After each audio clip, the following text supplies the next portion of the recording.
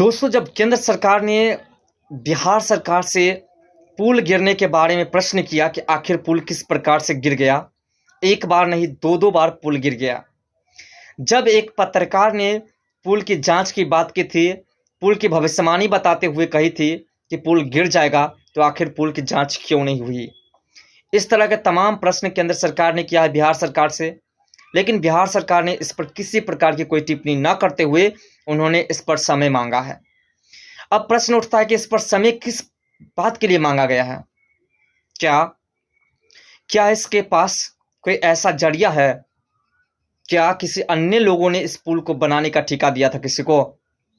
क्या ये पुल पहली बार गिरा है जो इसके बारे में बताने में इसे समय चाहिए, इसके बारे में पुष्टि करने के लिए?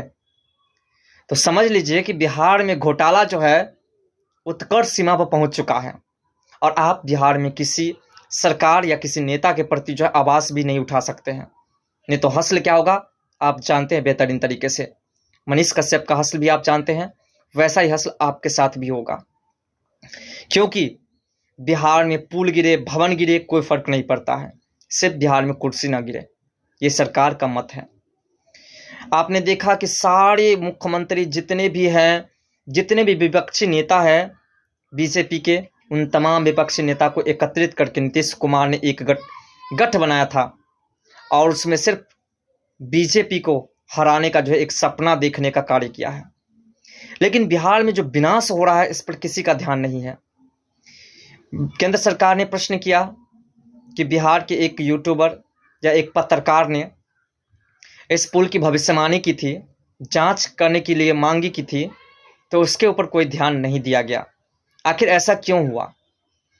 और उस पत्रकार के साथ सुनने में आ रहा है, केंद्र सरकार की तरफ से जो सूचना मिली है कि सुनने में आ रहा है कि उस पत्रकार के साथ अन्याय हो रहा है, ऐसी सूचना मिली है।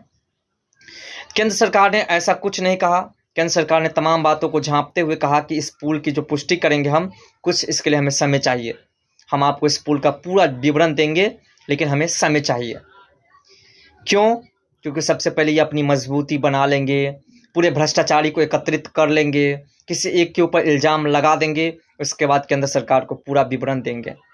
तब तक समय गुजर जाएगा, केंद्र सरकार भी धीरे धीरे भूल जाएंगे इसको, उसके बाद इससे बचने का पूरा मौका मिल जाएगा।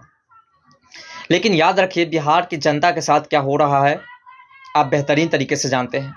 पैसा सरकार के बाप का नहीं था, पैसा हम जनता का था, हम लोग के टैक्स का पैसा था, जो 1700 करोड़ रुपया उस पुल में लगाया गया। अब एम्बुलेंस घोटाला की बात है।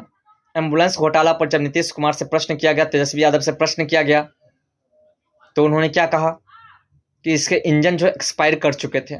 1600 करोड़ रुपये कुछ कहलाता है, 1600 करोड़ रुपये एम्बुलेंस घोटाला का है। आप सोच सकते हैं कि बिहार में कितने घोटाला हो रहा है। आखिर ये घोटाला वाले पैसे जा कहाँ रहे हैं? क्या जनता के किसी काम में आ रहे हैं? नहीं आ रहे हैं। और इस पर कोई प्रश्न करे तो उसके ऊपर NS लगाओ, उसे अन्य राज्य के साथ मिल करके काला पानी का सजा दे दो। ऐसी प्रक्रिया आज बिहार में चल रही है। एक बात आपको पता होगा कि एक धर्म प्रचारक बाबा बागेश्वर के श्री धीरेन्द्र कृष्ण शास्त्री जी पटना आए थे बिना सीट बेल्ट के, तो उसके ऊपर जो है चालान काट करके उसे भेज दिया गया। और आज तेजस्वी यादव, तमिलनाडु के मुख्यमंत्री MK स्टालिन और कई नेता गाड़ी में बिना सीट बेल्ट के मौज कर रहे थे, उसके ऊपर कोई चालान नहीं काटा गया, कोई एक्शन नहीं हुआ। ये है बिहार के भ्रष्टाचारी। दोस्तों, बिहार की इस भ्रष्ट सरकार के प्रति जो है हम लोग को जागरूक होना चाहिए और अपनी मांगे को पूरी करनी चाहिए। तो मनीष कश्यप के साथ सभी लोग को एक साथ उतरना है और साथ देना है। तो दोस्तों, बिहार सरकार की इस नाकामयाबी के बारे में आप अपनी राय कुछ कमेंट सेक्शन में ज़रूर दीजिएगा। तो मिलते हैं नेक्स्ट वीडियो के साथ, तब तक के लिए बाय, जय हिंद, जय भारत।